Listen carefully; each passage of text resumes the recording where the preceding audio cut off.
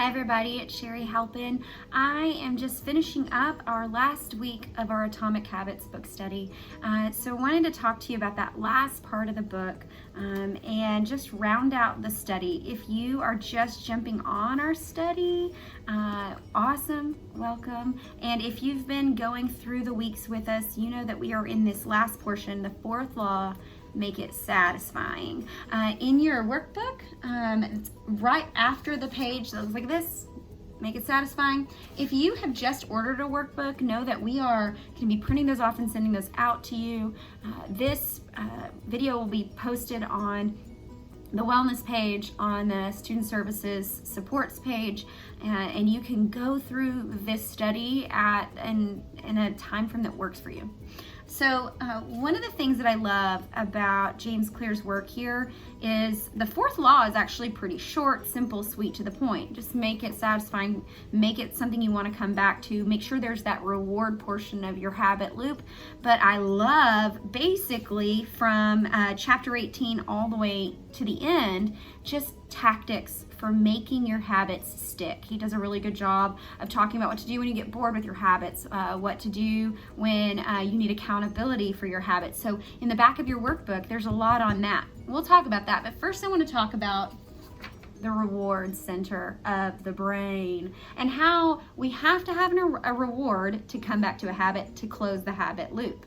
So if your habit that you're attempting to you're add into your life, or a habit that you're attempting to extinguish from your life, if there is not some reward that supports all of your other goals, then you will likely abandon that habit. So I told you guys before, and I actually need to mark it because I haven't done it yet.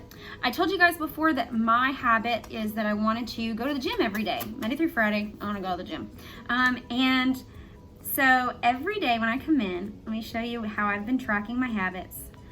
I didn't track today, so I gotta mark it off, so I'm doing that right now. Every day when I come in, I mark off the days that I went to the gym in the morning, and the days that I didn't go in are very easy for me to see.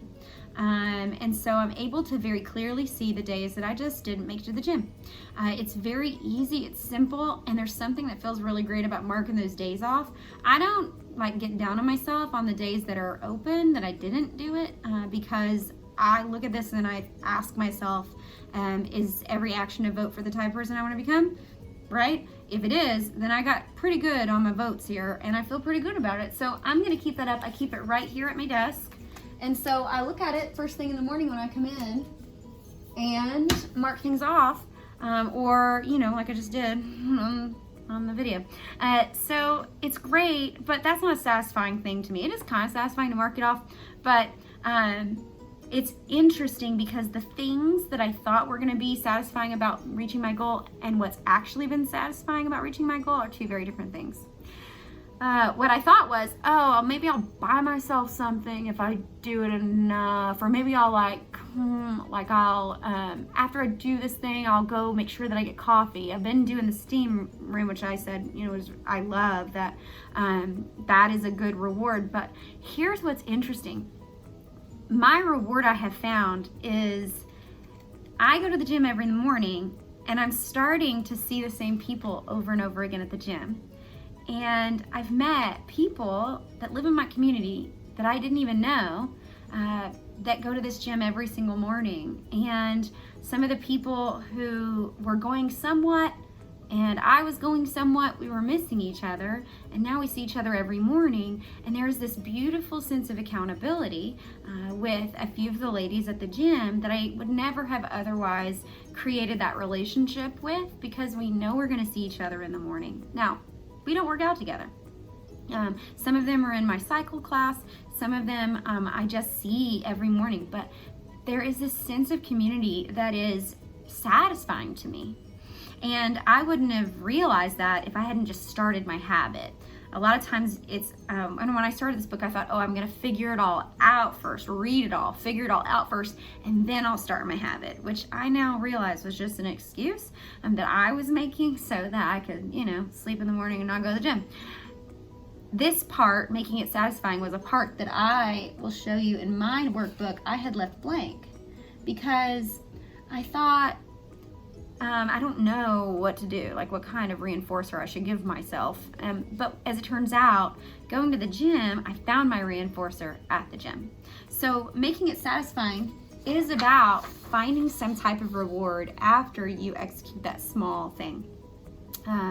After you do the small, tiny, micro step that we take, that 1% step that we take to create and start the habit loop, to start our habit, we're going to reward ourselves with something that supports all of our goals or values.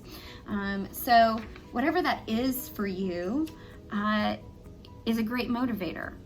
And what he says in this portion is sometimes it's a great motivator until it isn't anymore. So it's okay if we prioritize immediate rewards that shift over time. The brain doesn't love long-term rewards. We don't like waiting, right? There's a reason that we're called patients at the doctor's office. We don't love waiting, and that's, I think, a great way just to remind us how we're supposed to wait. So instead, he says, what is immediately rewarded is something that we seek after. What is immediately punished is something we immediately avoid. So it's interesting because I didn't think of like any kind of a punishment or anything, but here's what's cool. On the days that I don't go to the gym, I just don't get to see those people. And as it turns out, I want to see them. So going to the gym every day, my reward is immediate because I walk in and I see them. And we talk and we say good morning, and we make some kind of small talk, and it's great. And the mornings that I don't go, I just don't get that reward. So I love this chapter because it talks about the honesty of habits. We wouldn't have to be talking about creating a habit if it wasn't difficult. So one of the parts that I really love, aside from, I gave you guys a habit tracker. Now, James Clear's habit tracker, no offense, James Clear, I'm sure you're watching this. James Clear's habit tracker did not print well, nor did it come off of the computer well. So I don't use it. I added this habit tracker because I like it, because it's one page for the whole year, and you write your habit one time and then you just fill it out. So if you got the printable copy of the workbook, you got this habit tracker. If you didn't, just let me know and I'll get you the habit tracker. After the habit tracker, there's a lot of papers that look like, what in the world is that? But they're just templates for contracts. Now, on page 207, James Clear talks about contracts and the habit contract. And what I like about it is that there is some type of accountability. And if having accountability, at any rate, if it supports your habits and goals, then you should do it. For me, my accountability ends up being these people at the gym who are like, where were you yesterday? I don't ever want to hear that. So I go to the gym, so I don't want to hear that. But if you have a person in your life who could help you be held accountable to keeping your goal, or if you're trying to get rid of a habit, be held accountable for getting rid of that habit, just let them know. And I've got a few resources in there for you, but I won't belabor all of them. I wanted to show you this one though because I liked it. Have you ever had like a de facto accountability partner who doesn't know you're their accountability partners, and so you never actually check in with them, so they don't ever actually hold you accountable, but in your mind you're like, I'll choose you. This is a great way to avoid that, to write down specifically what it is you're going to be doing, how you're going to check in with that person, and then signing it. Sometimes it's just something about signing our name, saying that we're going to do something so that we can pop back in and support each other. If that type of social support works for you, do it. If it doesn't, skip it, and that's cool. There's another one in here where it has like consequences and accountability. That's a little bit more extreme. So if you need somebody to be like, hey, here's some consequences for what's going to happen. If you